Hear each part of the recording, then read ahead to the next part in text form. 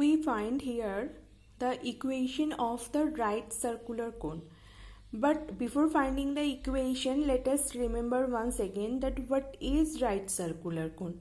A cone is called right circular if its semi-vertical angle, that means the angle between the generator of the cone and the axis of the cone, this angle is a constant angle. This semi-vertical angle is constant.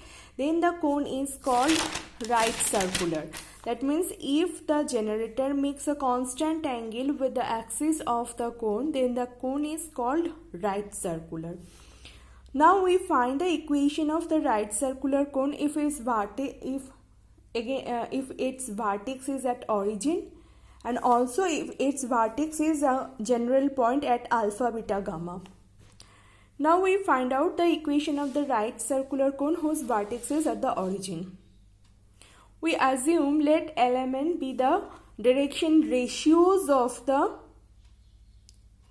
axis of the right circular cone. Remember that here L, M, N, they are direction ratios, not direction cosines. Then since the axis passes through the point vertex, which is 0, 0, 0 in this case, the equation of axis will be x by L is equal to y by m is equal to z by n.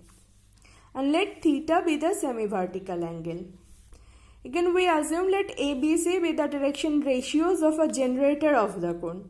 Then again generator passes through the vertex, then its equation will be x by A, y by B, z by C.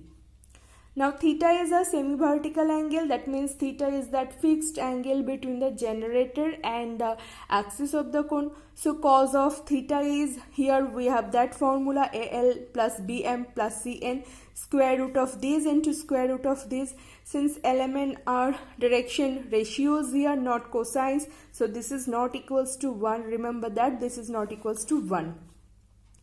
Now we multiply this and then squaring both sides we will get this equation. Now this is a homogeneous equation. देखो in each term में s square, यहाँ पे b square, in here c square, here if you square the term you will get in each term of the equation you will get square power of a, b and c. So this is a homogeneous equation of second degree in ABC, which are again the direction ratios of the generator of the cone. Thus, we eliminate ABC and we get the equation of the right circular cone whose vertex is at the origin and which is given by x square plus y square plus z square into L square plus m square plus n square cos square theta is equal to Lx plus my plus nz whole square, where theta is a semi-vertical angle. Now following the same procedure, we can find out the equation of the right circular cone whose semi-vertical angle is theta and whose vertex is at the point alpha, beta, gamma. Now again we assume that similarly as in the previous case that let L, M, N be the direction ratios of the axis of the cone and ABC be the direction ratios of the generator of the cone. Then the equation of the axis will be x minus alpha by L is equal to y minus beta by m is equal to z minus gamma by n as it passes through the point alpha, beta, gamma and its direction ratios are L, M, N. Similarly, the equation of the generator of the cone will be x minus alpha by A is equal to y minus beta by B is equal to z minus gamma by C.